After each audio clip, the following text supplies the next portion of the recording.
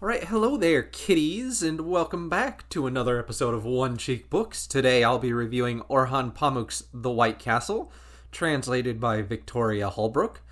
This is an interesting one because after Lady Chatterley's Lover and Rudin, which I felt were both pretty straightforward books, I come to The White Castle, which, despite being quite short, it's short in the sense that the page count is short, but actually the paragraphs are quite dense. I find a book that is very interesting in its complexity.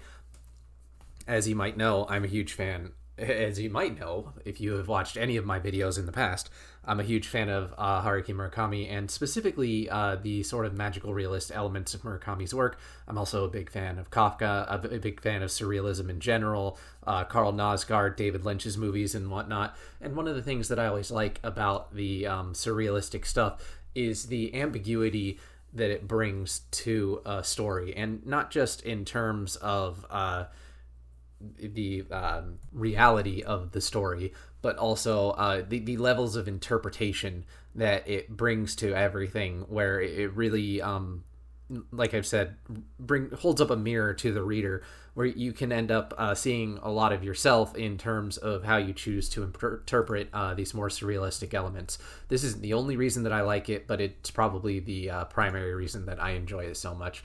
And yet, there are several books out there that still do an excellent job of capturing this sort of ambiguity and complexity completely without any fantastical elements. I think that Gatsby is another great example of this, in the sense that which characters you sympathize with, which characters you don't sympathize with, how you choose to view and interpret each character's actions and behaviors really ends up saying a lot about you. And your own thoughts, and in the same way that the film adaptation of Burning, which is based on a Murakami novel, but doesn't really have any magical realist elements to it, despite being a realistic story, does a very good job of, I think, capturing that ambiguity, just in terms of capturing which characters you trust, which characters you believe. And here this brings us to The White Castle, which, despite being so utterly short, was so dense in terms of that type of interpretive language, primarily brought up through the characters and the way that they talk and think, and depending on who you trust and who's thinking what at the moment and things like that. So why did I pick this book? I picked it, I've been going through Orhan Pamuk's work, and it was just, I think I mentioned in one of my other videos, it was just the cheapest at the time. It was really cheap to pick up, and that's literally it. I have multiples of his books now to get through, but I'm trying to go through them in some kind of order, and this one being short just felt really easy to pick up and crank out, and it turned out to be anything but. And in terms of what the plot is about, what we have here is a nameless Venetian who comes to Istanbul, is captured as a slave, and manages to avoid hard labor or some of the worser aspects of being a slave by pretending to be a doctor. And in fact, he's a mathematician and I believe geologist, or geographist. I don't know which calligraphist. But he definitely is not a doctor, but uses his basic understanding of anatomy to fool his way into being a favored slave. And eventually what happens is he ends up being sold to this other individual named Hoja, who is Muslim. And Hoja physically resembles the particular slave, the nameless protagonist, physically so much that it viscerally disturbs the protagonist. But at the same time, they share a lot of interests. They're both interested in science and stuff. And it's kind of how the two of them have their bond as the politics of the situation change, and Hoja continues to sort of increasingly climb the political ranks in order to kind of fund his science. And like I said, their relationship both as doppelgangers, as foreigners, and, well, as, being a foreigner, and Hoja's interest in Venice and where the nameless protagonist came from, but also their influence on the future sultan and how that kind of ends up playing into the story. So pros and cons of the book. It's always, like, I say this a lot, I don't really like dealing with short novels typically, because short novels, when they're so focused, end up feeling more difficult for me to give pros and cons, because maybe I've just been really lucky, but it feels difficult for me to think of a short novel that didn't just really feel like it had one point, was laser focused on it, came in, told its story, and then got out. Even if its point is a multi-layered one, like in Gatsby, and there's so much that you can pull from it, it's just hard to be critical of things when they do just kind of get in, make their point, and get out. They don't sort of have the messiness of bigger books that I appreciate, because I think you can get things out of that messiness. So in much the same way that I talk about most shorter novels, it's very short, it's very concise, it makes its point, there's not a whole lot of fat to it. The only thing that I would mention, and I wouldn't call this a con, but it is something that I want to bring up to anybody who is thinking about reading this book, is that there's no dialogue in this book at all. I mean, I'm flipping through it now thinking there wasn't much dialogue, but legitimately flipping through it, I do not see a single instance of dialogue in the book. Like, there's a few quotes here and there, but there's no, like, real back and forth. There's, like, a he said type thing in the middle of a dense paragraph. But what this means is that functionally it's one giant recounting with no back and forth, no dialogue, nothing to really break it up. It's just paragraphs and paragraphs and paragraphs and paragraphs of long paragraphs dense with prose. So if that's the type of thing that you're going to back away from, then just be aware that this is exactly that, which makes its 145 pages substantially denser in word count than you would think, than something like Rudin, which I blew through in a day. This book I tended to take a lot more of my time, but at the same time, I also did so because there's a lot going on with this book, and I would call that a pro, absolutely. And I would also call a pro the uncertain nature of the book. But again, that's something that it's really going to be up to you. If you're not a huge fan of ambiguous stories, if the I don't want to say like ending twist, because that makes it sound like something that I can spoil and then all of a sudden the whole thing is ruined, and that's not the case at all. But if a story about unclear identity, uncertain identity, which is like one of the core themes of the book. I mean, from the start, as soon as he notices that the two of them are doppelgangers, and from kind of the very first chapter even, you can tell that this is going to be that type of story. Then don't read it. It's not going to appeal to you if that's not the type of thing that you're into. If you're not into this sort of more ambiguous, more unclear sort of subjective side of storytelling, then you're probably not going to enjoy this book too much. But I think in that sense, from what I've read of Pamuk right so far, which is really only two books, The Black Book and My Name is Red, he's really not just interested in stories about characters and whatnot, but every single one of his books so far has very much also been a story about stories and has had a kind of meta element to it, even going farther in this, in the sense that the story is being told from the narrator's perspective, looking back on it. And then even this story that the narrator is reflecting back on is, in the prologue, framed as a story that somebody else found and was interested in and was trying to find sort of the history behind it. And nobody was really interested. So it's like a story in a story in a story, is really what you're reading for most of the time.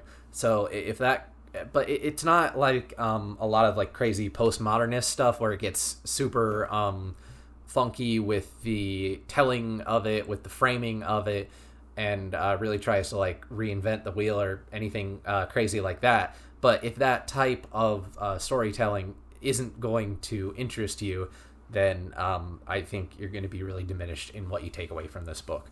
So to whom would I recommend this book? I guess I really should have said that before I went into the pros and cons. Oh well, fuck it. Because at this point, if anything I've described to you sounds interesting, then fucking read it. It's short. It's short, and like every short novel I say, like the worst you can lose is a day of your life.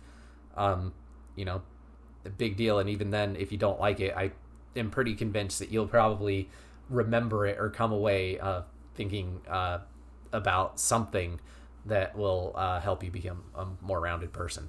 So I guess that's my sort of implicit recommend it to everyone.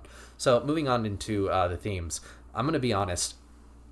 When I say that this feels like a book that I would need to read at least one more time to fully appreciate everything that's going on, especially considering the sort of final revelation in the book, although to me it only matters so much because the core theme that's at play here is really the question of identity and how can we know who we really are.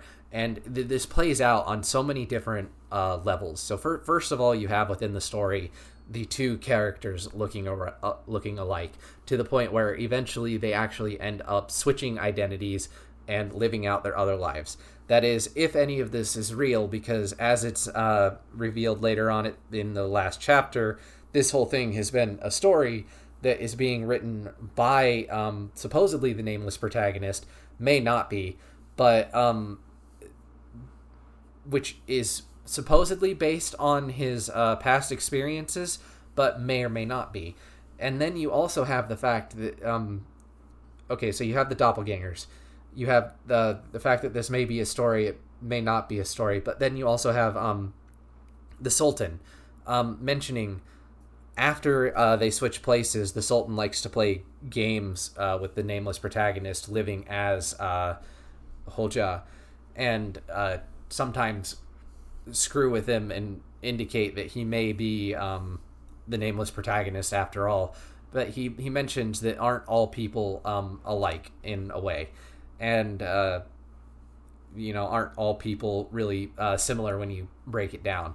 So you have the sort of element between the protagonist and Hoja being similar. Then you have the Sultan acknowledging that this is a sort of broader humanitarian thing.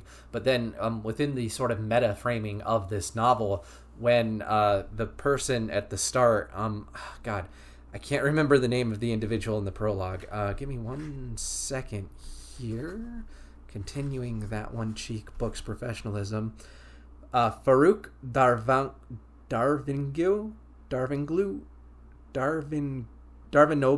I'm going to stop right there before I butcher that name any worse. When he's going around trying to find the author of this book, he gets told that, there are many such stories like this, which suggests exactly what the Sultan is saying, that just as the nameless protagonist and Hoja are similar enough that they could switch places and have this sort of exchange, the fact that there exist many stories of these sorts of similar people and these sorts of exchanges going on even broader and culturally is, I think, a huge reference to the question of who are we and what makes us different, which beyond just the question of doppelgangers is also manifested in this idea of how can we describe what makes us really unique.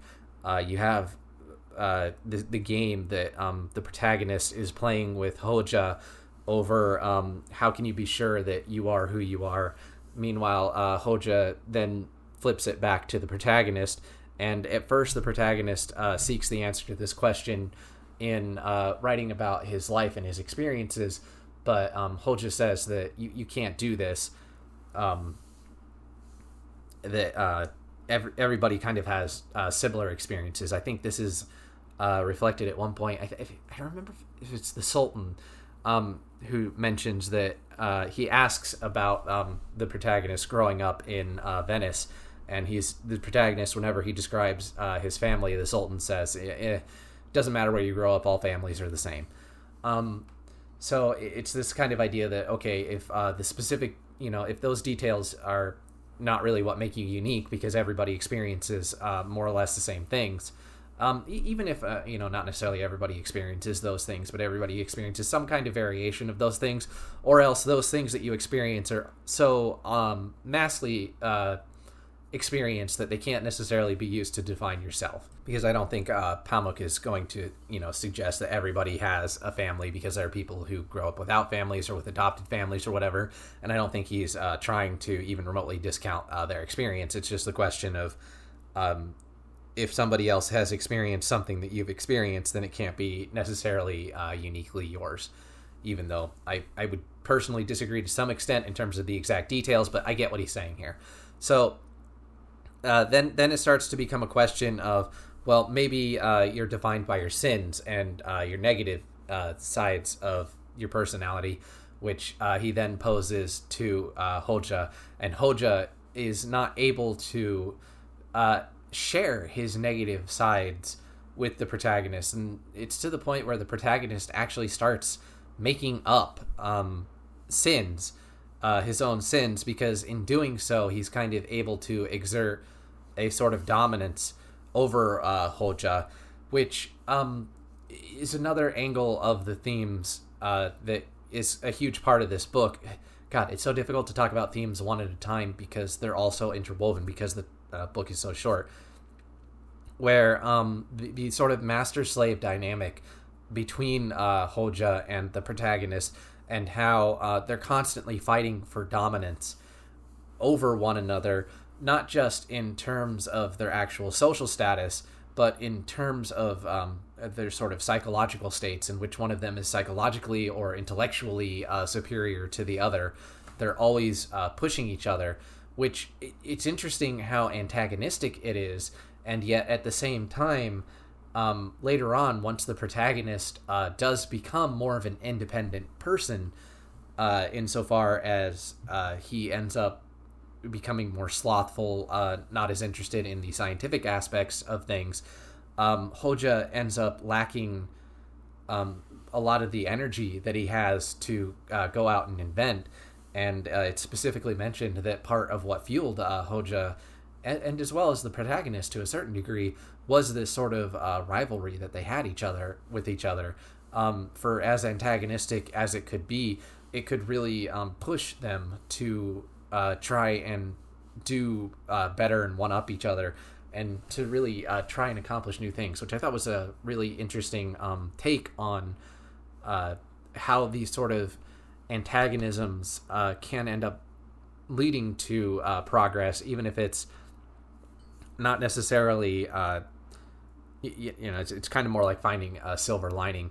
And I have to wonder how much of this ties into another theme of the book, which is the sort of cultural exchange, both in terms of just exchanging cultures on a broad spectrum, but specifically the relationship between Turkey and the rest of the world, where I don't know much about the history of Turkey, but I can't help but feel like the fall of the Ottoman Empire that's being sort of referenced in the book, in the relationship between East and West, and how they were kind of pushing each other to be better and better and better, and that there might not be some historical allegory going on here with how when he's going through and punishing, and towards the end Hoja gets this really big idea that he has to go through and try to find people's sins and force people to confess their sins, and all people will confess are these little tiny things, and he's looking for something so explicit, and it almost feels like he's looking for a rival. He's looking for something to hate, or whatever whatever it is, and I'm going to be honest, I didn't totally understand this, so this particular aspect is just me totally going out on a limb, but it feels like he's looking for some kind of motivation, some kind of something that he needs to find in other people, in order to, at the same time as he feels superior about himself, that also stokes his interest in other cultures. Like, it not only makes him feel superior, but it also makes him interested and intrigued. And lacking finding that, he really just kind of becomes self-content, and it's in this self-contentment that they make their weapon, and it just doesn't work. It falls flat. So I don't know if that's part of a broader historical allegory that I'm missing, because I don't know the country, the history of Turkey and the Ottoman Empire. But I definitely appreciate that there's this aspect of the story that this is kind of what I'm getting out of it, even beyond just the broader importance of cultural exchange that is also a very big theme throughout the book, where the sort of Eastern and Western ideas come together, and they're kind of so productive and they're kind of so fruitful for a bit, but it's sort of the antagonism and how one pushes the other, and how the society, the Muslims, really view the ideas as belonging to the nameless protagonist, and they're really skeptical of any sort of outsider ideas. They call them like sins and blasphemies and things like that, which you really saw in My Name is Red, with the way they talked about art and the sort of portrait style painting. There's this real fear of external knowledge coming in, and the way that Hoja is so open and intrigued by it really others him. And that's a sort of another aspect of this whole thing, a sort of dynamic to it, is this sense of othering yourself and how you define, tying back into that first theme, how you define yourself, or how do you, what is your identity, how you define yourself via your social caste, or how you other people. Hoja keeps talking about us and them. It's his constant refrain, and it's how he and the protagonist really connect, because even though they have all their antagonism, the way that they view the world is so explicitly against the way the rest of the Muslims in Istanbul in this book are behaving, that Hoja can't really help but go around calling everybody fools. They're all fools and morons, because they can't appreciate the genius, but really the value in the sort of technologies of the East and of Europe, and the benefits that they could potentially bring. But at the same time, for the main character, it's really where he makes his break from Hoja is when he has his sort of freedom, and when he makes it sort of in with the Sultan, and starts becoming fat, and he's no longer as interested in the science or whatever. He's perfectly content to run around and hunt and sleep with women and grow fat, that the us starts to become damaged. And there's a lot of towards the end of the story, nostalgia for the older days when they were younger, when they were at each other's throats more, but when it was also just them in sort of isolation. So that sense of identity, and how it's really shaped not just by ourselves, but by who we include, who we exclude, who we define as us and them. For Hoja, there's not just the everybody else is a fool aspect of us and them, and it's just him and the protagonist. There's also the them aspect of the way that he views Europeans and really other aspects of the world, where he wants to go out, he wants to explore these people, he wants to find a place that thinks more like he does, more like this foreigner does. Whereas at the start of the book, the protagonist can think of nothing but going back to Venice, and yet gradually as the book goes on, it becomes more and more evident that he really doesn't care, and in the end he really never goes back to Venice. It's very possible that they end up switching places, and it is actually Hoja who goes back to Venice, but it's also possible that he's kind of recreated his own Venice. It's also possible that he made the whole thing up from stories, and I think that possibility is really important to understanding the story, and to understanding this question of identity, and whether or not we can ever really know ourselves, know how much of ourselves is ourselves, and know how much of ourselves is sort of wrapped up in stories, wrapped up in other people, wrapped up in other senses of us and them, to where trying to find out who we are and what makes us becomes almost an impossibility. But at the same time, it's almost suggested that the lack of interest in this endeavor is part of what leads to the decline of the Ottoman Empire and their ultimate failure. But I think the last thing that I really want to leave this discussion on, or these thoughts on, is a completely random way of looking at the book that I kind of toyed with partway through. And I'm not saying this because I think this is in any way the way that the book is meant to be read. But I just started reading it at one point as if Hoja and the protagonist were the same figure but with two different personalities, kind of two different sides at the same coin. The same, not like a split personality thing, but essentially the idea, two aspects of his personality of one person. And I know it doesn't work logistically for the story, and that's not the type of story that it is. It's not meant to be like an is this all in his head, is this, whatever type story. Although I guess in the sense that it's may potentially all be a book, it could be taken that way. But I know that that's not what the author wrote. But I find it interesting, just the that it's so easily readable that way, and it just kind of ties into this main point of the doppelgangers, of in terms of saying, the way that we all look alike, the way we all think alike, the way we all have sort of similar dreams that can cross cultures and barriers and things like that. And I lied. What I really want to end on that I find fascinating is this is a book written by a Turkish man by about the Ottoman Empire, and yet it's told curiously from the point of view of the European, not the individual, not the Turk. And I'm just curious if that was an intentional choice, if that was meant to kind of further complicate this sort of dynamic between, like I said, you have this Turkish author writing from the perspective of a Europeaner, in a Europeaner. I say European anyway. In Turkey, to have that, it adds yet another layer of meta interpretation to this story that I think is really curious and adds even more dimension to it. Even though I typically don't like to go outside of the story and bring external elements into it, I just thought that this one in particular really aroused my interest. So that is my sort of brief look at The White Castle.